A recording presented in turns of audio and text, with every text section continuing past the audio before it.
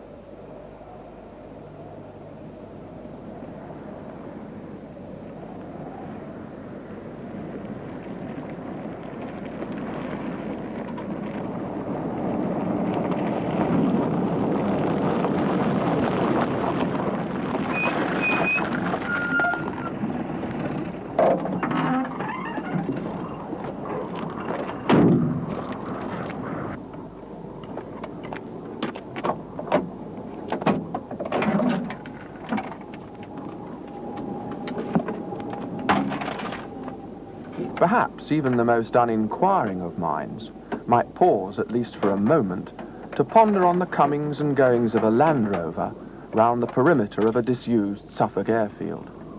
2 or even 3 times each week in the autumn, this vehicle will appear unannounced, stop, and its driver perform a strange ritual on the back of the tailboard.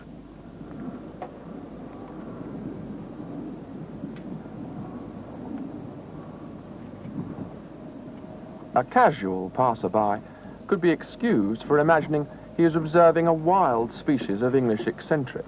And in fact, the whole scientific seriousness of the operation does involve a peculiarly British preoccupation, the study of birds.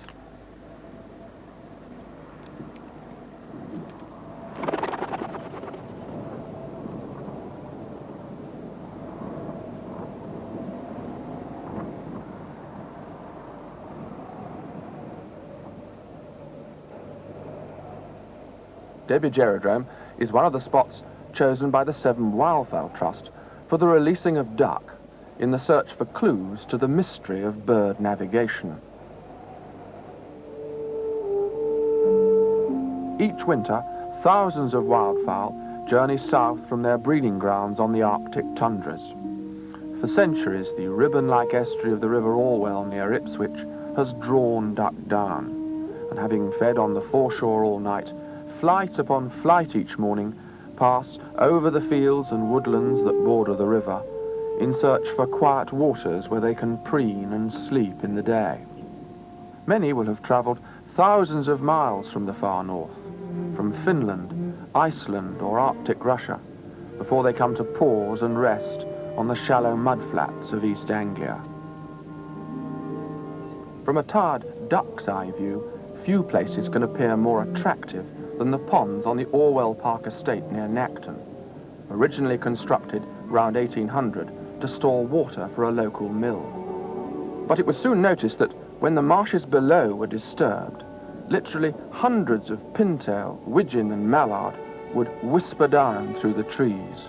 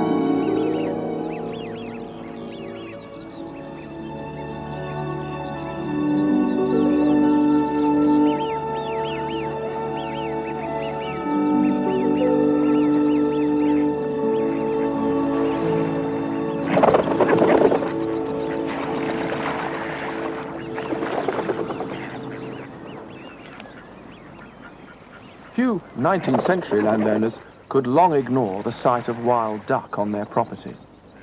Just before Queen Victoria came to the throne, work had already begun on the estate to modify these ponds into a decoy for the commercial trapping of wildfowl. For if successful, profits from dead ducks could then realise a return equal to that of a good farm.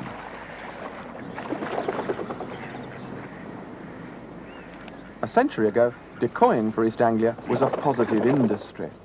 There were 26 decoys in Norfolk, 14 in Suffolk, and 30 in Essex alone.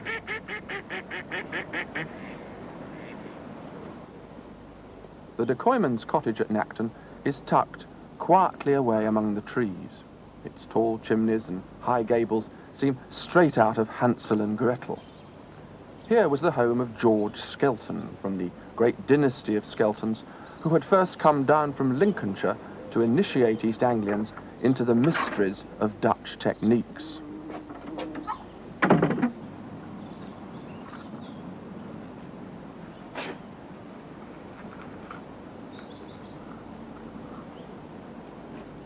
The present occupant of the cottage is Don Revitt, who discovered a new life away from the rat race through marrying the daughter of the last decoyman, Tom Baker. He only recently retired after 50 years' service. The tools of the trade haven't changed much, just a bucket, a sack and a hunk of bread. There can be few privileged to commute so simply to their daily task.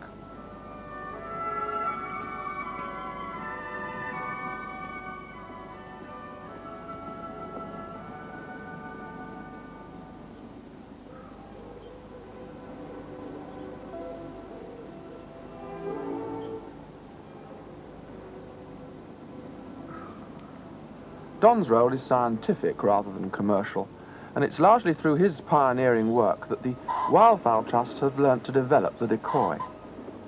Though the purpose of the job has changed, most of the techniques practiced are ancient, handed down through the wisdom of experience by generations of decoymen.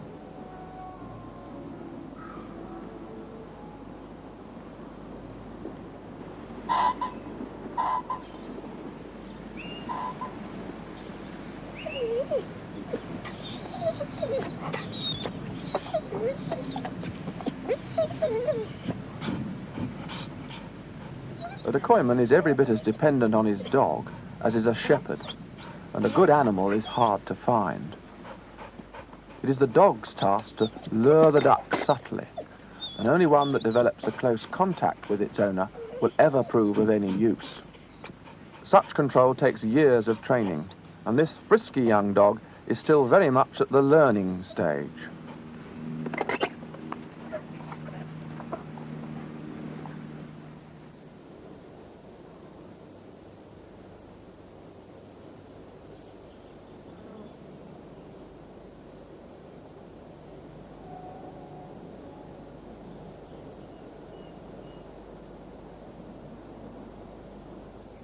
The fortunes of a decoyman rely largely on the weather and the wind, and only rarely are conditions just right.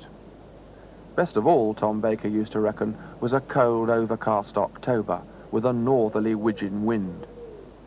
Today, the prospects are far from ideal, for bright sunshine makes the duck difficult to work. If the stalker's half shadow is thrown on the water, all will immediately be lost. So the decoyman must guard his approaches. The layout of a decoy is designed to enable ducks to be taken in all quarters of the wind.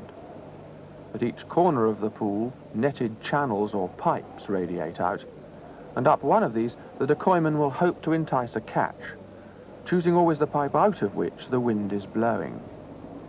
Ducks can only be lured towards a pipe if the wind is blowing at them, as they invariably prefer to swim face to wind. Their feathers ruffle if the wind comes from behind.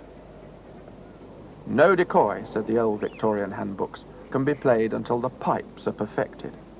And nothing was more important than the careful sighting of the reed screens, behind which the decoyman hides to work his dog as the ducks approach.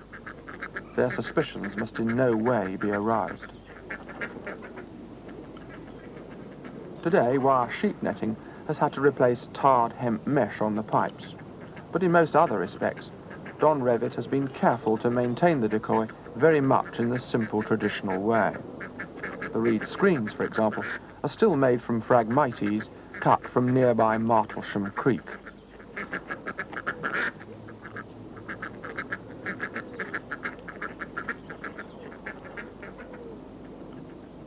Yet, however subtle their layout, there's one eventuality for which the screens can offer little protection: visibility from above.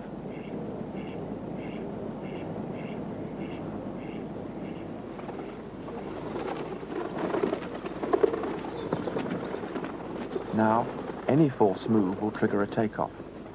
Only silence and waiting can settle the situation.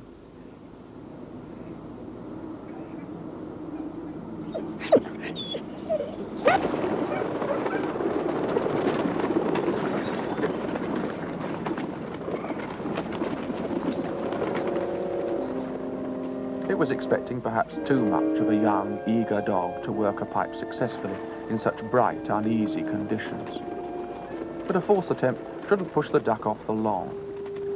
Provided they're left alone and undisturbed for a while, a quiet decoy will soon offer more opportunities for another try.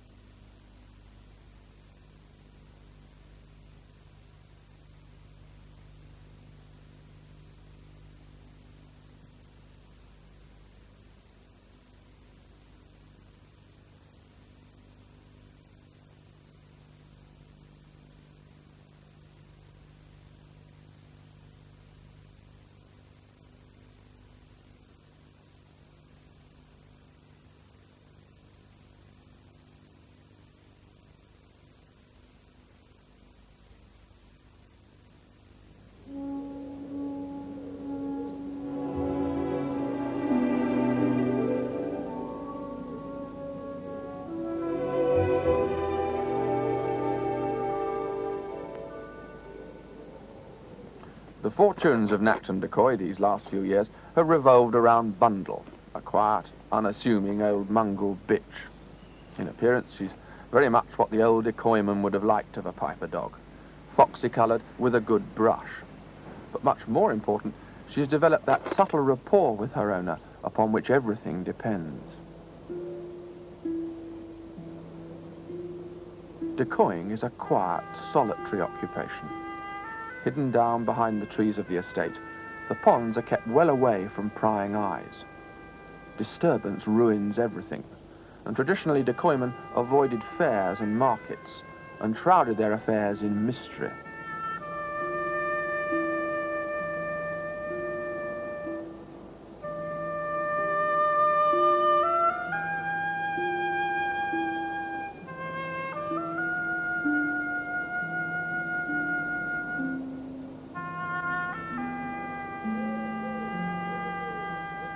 Approaching a decoy has to be done carefully. Many decoymen believe duck can smell a human, and Don Revitt continues the tradition of lighting a piece of peat to destroy any scent from his breath or clothes before attempting a catch.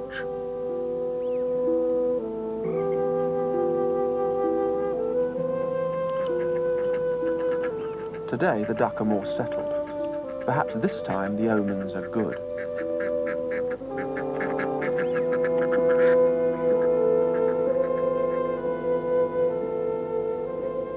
Everything about decoying is built round the strange way duck have for following danger. Their natural instinct, part curiosity, part fear, is to draw to the dog.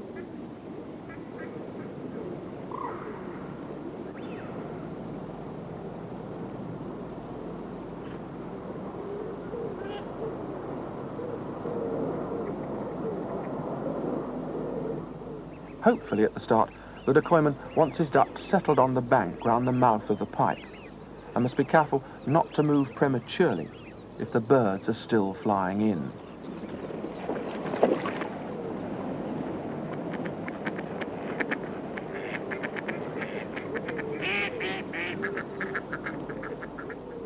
Once settled, an attempt can begin.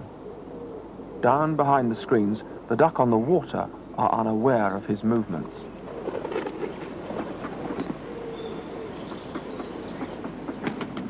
Provided the wind is still blowing out from the pipe, there's every chance the birds will move forward, facing the breeze.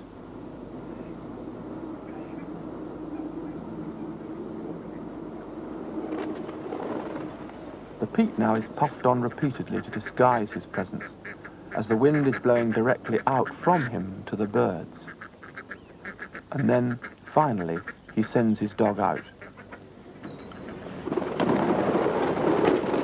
The presence of the dog at the pipe mouth initially frightens the duck off the bank, but then gradually appears the strange magnetic effect. Bundle, now well used to the task, trots predictably forward into sight, her movements sufficiently slow enough not to cause any unnecessary alarm. Dog and man now work together in their well-rehearsed routine. The animal's movements are closely controlled, and he's baited through his steps with bread, often laced with a little dripping. Tiny jumps are built by the screens to vary the pace of the dog and add to the enticement. The dog, in a sense, is used like a spinner cast by a fisherman, as a lure to draw the prey on.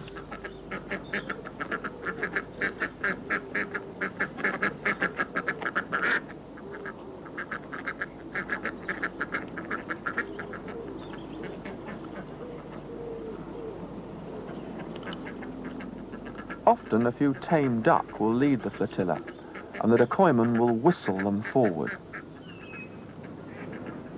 This is the really crucial time. Any mistake now, and a day's work will be wasted. The decoyman must have a fingertip feeling for pacing. He must know, being literally within a few yards of the birds, at what speed to direct their movement. It isn't simply a mechanical affair, going from screen to screen. Often he will pause and send the dog round and round one spot for minutes on end.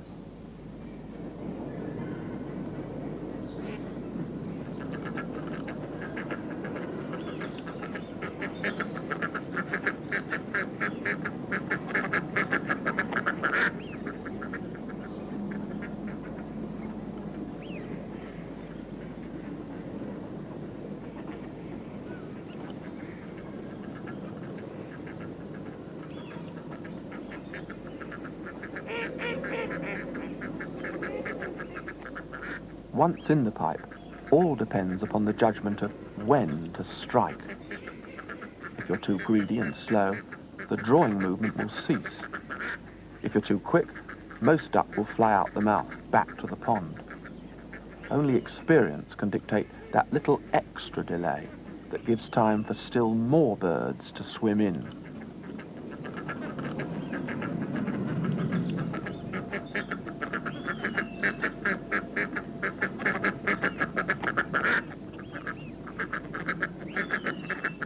The point the decoyman waits for is when the duck reach the elbow-like bend in the pipe.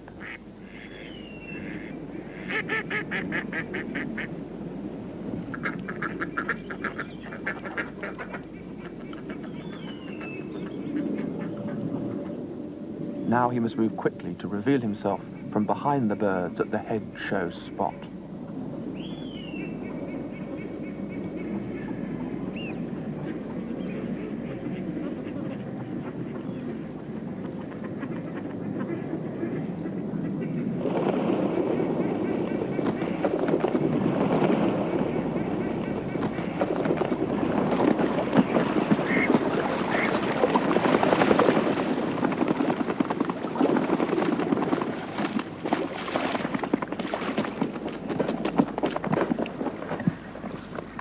The decoyman follows up rapidly to drive the ducks forward and prevent shrewder birds flying back out to avoid capture.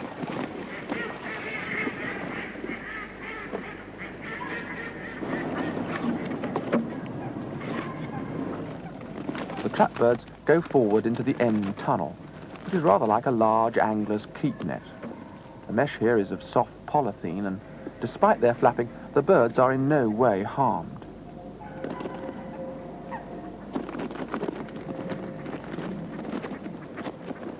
In the past, the Nacton pipes have proved devastatingly effective. Back in the winter of 1925-1926, Tom Baker achieved the all-time record with a fabulous total of over 9,000 birds in a single season, including 331 caught on one December day alone. Only the doubtful records of the 18th century claim greater hauls. And for over 50 years, nearly 4,000 birds per annum were taken here, an efficiency rarely equalled in the history of English decoys.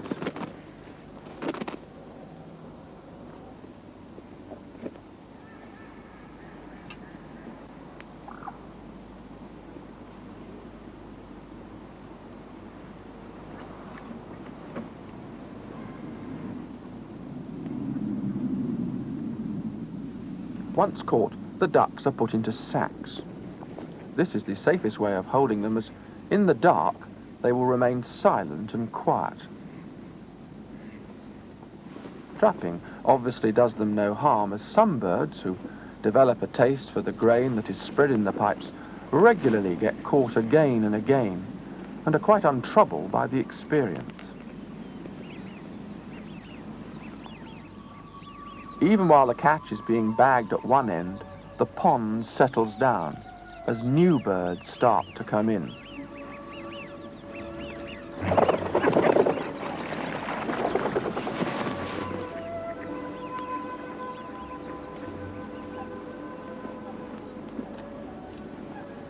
To minimize disturbance, the haul is quietly taken away from the pipe. In the commercial days of the past, the decoymen didn't like to delay long, as often hampers had to be packed for speedy dispatch to London via the old Felixstowe Railway.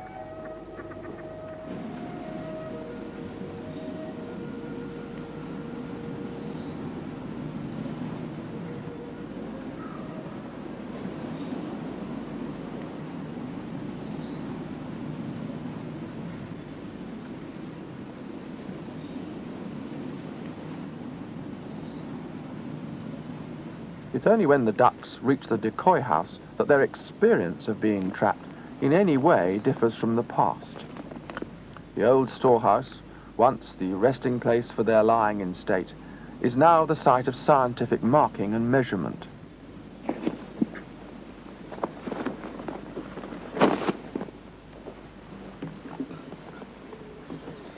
Round the leg of each duck, a ring is attached, bearing a number and the name British Museum, London, so its movements can be traced if it is ever again recovered. And being sporting birds, many duck do end their days at the end of a gun, so many rings are eventually returned. Information, too, can be gathered from the noting of wing measurements. Quite obviously, none of this analysis must in any way harm the birds. The data gleaned through the laborious listing of centimetre lengths and gram weights would be quite useless if the birds on release had been so shaken by their experience that they behaved abnormally.